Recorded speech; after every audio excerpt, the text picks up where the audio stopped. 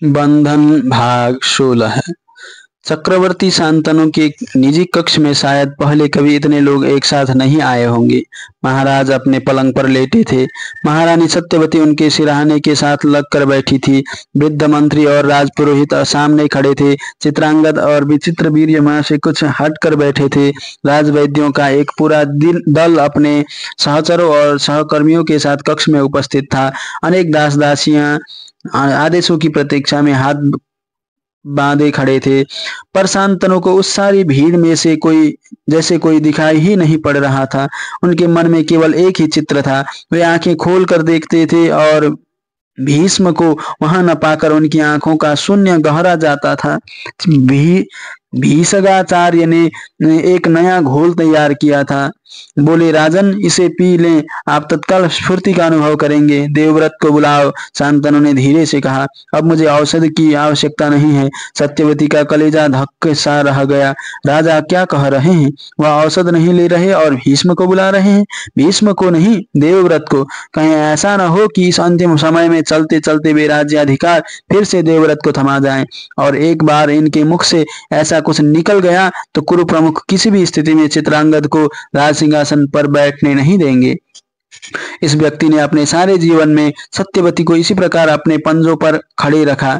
जाने कब वह फिर से महारानी से निषाद पुत्री हो जाए, जाने कब उसके पुत्र युवराज से सामान्य राजकुमार और सामान्य राजकुमार से दासी पुत्र हो जाए। आपको औषध की आवश्यकता नहीं है राजन, इस बार राजपुरोहित बोले, किंतु हमें आपकी आवश्यकता है। महारानी को देखिए, वह कैसी आतुर बैठी है। अपने इन किशोर पुत्रों को देखिए, इन दास दासियों पर दृष्टि डालिए। प्रासाद के बाहर सारा हस्तिनापुर खड़ा बिलख रहा है। देवव्रत को बुलाओ, शांतनु पुनः बोले। संदेशवाहक गया है महाराज, मंत्री ने कहा। राजकुमार आते ही होंगे, आप तब तक औषध का सेवन कर कुछ स्वस्थ हो लें। शांतनु ने कुछ कहे बिना अपना मुख खोल दिया। भीषगाचार्य ने औषध उनके मुख में उड़ेल दी। औषध को गले से नीचे उतार कर शांतनु बोली, आचार्य वसुहूति, आप अनुष्ठान की तैयारी करें। शांतनु को लगा अब उनमें या तो बोलने की ही शक्ति नहीं रही है, या शायद बोलने की इच्छा ही समाप्त हो गई है। उनका मस्तिष्क पूर्णतः जाग रहा था। वह सब कुछ देख और समझ रहे थे। उनकी सोचने की क्षमता समाप्त नहीं हुई थी। उनकी आवश्यकता किसी को हो या न हो, अब वह अधिक दिन चल नहीं पाएंगे। वह नहीं जानते कि उनकी आयु की कुछ ही घड़ियां शेष हैं, या उन्हें यमराज कुछ दिन और जीने देंगे, पर वह जानते हैं कि अभी उन्होंने अपने इस जीवन के दायित्व पूरे नहीं किए हैं। सत्यवती ने अभी 40 वर्ष भी पूरे नहीं किए हैं। उसके सामने अभी पहाड़ सा जीवन है। 2 पुत्र हैं जो पूर्णतः अबोध हैं। कैसे संभालेगी वह उनको? संसार पुष्पों की सेज पर नहीं है। ये सारे लोग जो इस समय उनके बहुत आत्मीय बने खड़े हैं, उनके नेत्र मूंदते ही भेड़िए का रूप धारण कर लेंगे। राज सिंहासन तो वस्तु ही ऐसी है जो मनुष्यों में सोए पशु को न केवल जगा देती है, उसे सक्रिय भी कर देती है। जाने क्या होता है कि सिंहासन मिलने की संभावना उपस्थित होते ही मनुष्य के सिर पर सींग उगाते हैं, उसकी दाढ़ विकराल हो जाती है, अंगुलियों के नख तीखे हो जाते हैं और मन में रक्त पिपासा जाग उठती है। शांतनु नहीं रहेंगे तो कुटुंबी और सहयोगी भी सत्यवती के जीवन के ग्राहक हो जाएंगे। रक्त पिपासु पशु, सत्ता का लोभ, ओह, इधर उनके नयन मुदे और उधर उनके इन अबोध पुत्रों की हत्या हो जाएगी। उनकी रानी की भी हत्या हो सकती है, उसका अपहरण भी हो सकता है। वह किसी की दासी भी हो सकती है, या मात्र एक भिखारन भी नहीं। सत्यवती अब भी सुंदर है, उसे प्राप्त करके कोई भी राजा अपना सौभाग्य मानेगा। पर क्या शांतनु को आज भी सत्यवती का मोह है? जितना और जैसा जीवन उन्होंने सत्यवती के साथ बिताया है, क्या वे चाहेंगे कि उन्हें फिर से जीवन मिले और सत्यवती उनकी पत्नी हो? क्या शांतनु कुछ भी निर्णय नहीं कर पा रहे हैं? सत्यवती ही क्यों, शांतनु किसी के विषय में भी निर्णय नहीं कर पा रहे। सारा जीवन ऐसा ही था, इच्छाओं, आकांक्षाओं, कामनाओं के बवंडर में फंसा जीवन। किसी न किसी लक्ष्य के लिए संघर्ष या प्रतीक्षा। उपलब्धि का क्षण कितना छोटा था, तैयारी, प्रतीक्षा, संघर्ष की अवधि कितनी लंबी। और फिर ऐसा क्या था जीवन में जिसने उन्हें केवल सुख दिया, पीड़ा और दुख नहीं दिया? राज्य, पत्नी, संतान, धन, संपत्ति, सत्ता, कुछ भी तो ऐसा नहीं था। तो क्या शांतनु पुनः यह जीवन चाहेंगे? आज भी इस क्षण भी शांतनु नहीं कह पाते। मन बहुत हठी है, विवेक उसे बहुत समझाता है और मन है कि बहरा हो जाता है, सुनता कुछ नहीं, ठहर कर सोचता भी नहीं, बस मांगता ही जाता है। इस मन के सामने सत्यवती का प्रश्न आता है तो वह सत्यवती का केवल रूप देखता है और किसी तथ्य से कुछ लेना देना नहीं है उसे। मन में एक ही बात आती है, वह अपनी पत्नी को छोड़े जा रहे हैं, 2 पुत्र भी हैं, राज्य भी छोड़ रहे हैं, पर राज्य को तो कोई ना कोई संभाल ही लेगा। किंतु वह कब चाहते हैं कि राज्य को कोई संभाले? संभालने वाला उनका अपना पुत्र ही होना चाहिए। सहसा उनका चिंतन एक नए पथ पर मुड़ आ गया। उनका राज्य, उनकी पत्नी, उनके पुत्र, यह सब उनका होता तो वह इस प्रकार इन सबको छोड़ने को बाध्य होते? प्रकृति उन्हें यही तो समझा रही है कि यह सब उनका नहीं है और तभी तो छुटा जा रहा है, पर वे समझ पा रहे हैं क्या? देवव्रत उनके होठ धीरे से बुदबुदाए। सत्यवती आगे बढ़ाई। चित्रांगद भी मां से सटकर खड़ा हो गया। मंत्री और राजपुरोहित भी आगे आए, पर वह इतना ही समझ पाए कि राजा कुछ कहना चाह रहे हैं पर कह नहीं पा रहे। देवव्रत शांतनु ने मन ही मन पुकारा, तुम इनका पालन पोषण करना। दोनों बालक अबोध हैं और सत्यवती ना समझ, उसके प्रभाव से अपने इन दोनों भाइयों को बचाए रखना। उन्हें लगा कि उनकी बात देवव्रत तक पहुंच रही है। देवव्रत उनकी बात सुन रहे हैं और सहसा जैसे देवव्रत ने पूछा, पिताजी, यदि माता सत्यवती ने मुझे भी आपके ही समान असहाय कर दिया तो शांतनु को कोई उत्तर नहीं सूझा। राजपुरोहित ने उनका कंधा हिलाकर उन्हें जगाया। महाराज, गंगे देवव्रत भीष्म आए हैं। शांतनु की आंखें खुल गईं। भीष्म उन पर झुके हुए पुकार रहे थे, पिताजी। शांतनु को लगा भीष्म अपना प्रश्न दोहरा रहे हैं। पिताजी, यदि माता सत्यवती ने मुझे भी आपके ही समान असहाय कर दिया तो? शांतनु ने बहुत प्रयत्न पूर्वक कहा, तब भी तुम अपना धर्म ही करना पुत्र।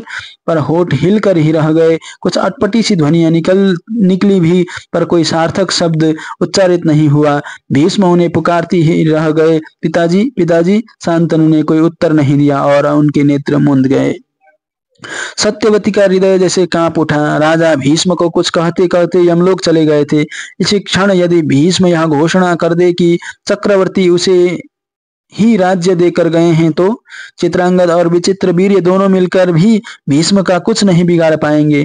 यदि प्रयत्न करेंगे तो संभवतः एक ही झटके में भीष्म उनके रुंड से मुंड को पृथक कर दे। सत्यवती की दृष्टि अनायास ही चारों ओर घूम गई। वहां एक व्यक्ति भी तो ऐसा नहीं था जिसे वह भीष्म के विरुद्ध अपना सहायक मान सके। मंत्री, राजपुरोहित, कुरु जन प्रमुख, अन्य रानियों पर जब विपत्ति आती होगी तो उनके पिता या भाई अपनी सेनाएं लेकर आ जाते होंगे, पर सत्यवती का कौन है? उसके बाबा, उनके निषाद क्या करेंगे वे अपनी नौका और चप्पुओं से? मछलियां पकड़ने वाले जालों और अपनी टोकरियों से कहाँ है उनके साथ? उनके पास रथ, घोड़े, धनुष, बाण, आज्ञाकारी सैनिक। बाबा ने ठीक कहा था, बलिष्ठ का विरोध। अब इस समय भीष्म का दिया हुआ वचन क्या करेगा? वचन तलवारों की धार तो नहीं काट सकता। यदि भीष्म ने राज्य हस्तगत कर लिया तो वह किसके पास जाएगी? सत्यवती गुहार करने। किससे मांगेगी वह न्याय? और जैसे सत्यवती का अपना प्रश्न पलटकर उसके अपने सामने खड़ा हो गया। आज भीष्म द्वारा राज्य अधिकार हस्तगत करना अन्याय है या भीष्म से उसका युवराजत्व छीन जाना? पर सत्यवती आज तक ऐसे प्रश्नों की अवहेलना ही करती आई है।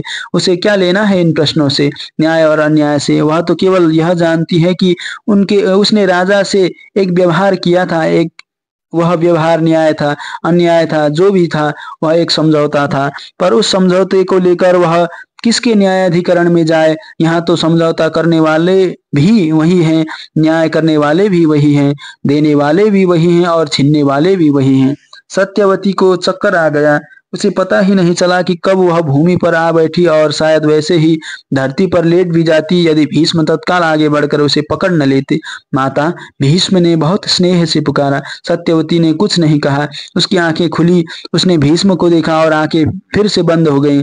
लगा वह अचेत हो जाएगी। माता, भीष्म ने पुनः पुकारा। माता, आप धैर्य रखें। आपका कष्ट कम करने के लिए भीष्म से जो भी हो सकेगा सहसा चित्रांगद अप्रत्याशित वेग से झपट कर सत्यवती के पास आया।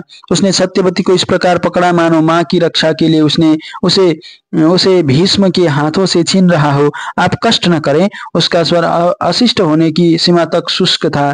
पिता नहीं रहे पर मैं अभी हूँ। माँ की देखभाल मैं कर लूंगा। उसके लिए आपकी सहायता की आवश्यकता नहीं पड़ेगी। क्षण भर के लिए भीष्म के चेहरे पर तेज झलका। लगा कि अभी कोई बहुत कठोर वचन उच्चारित होगा, पर अगले ही क्षण जैसे संभल गए। उनके चेहरे पर कटाक्ष का भाव आया और वह भी दब गया। अंततः असहायता का भाव ही शेष रह गया। बहुत धीरे धीरे बोले, मैं भूल गया था कि तुम बड़े हो गए हो। भीष्म न केवल उठ खड़े हुए, सत्यवती से कुछ दूर भी हट गए।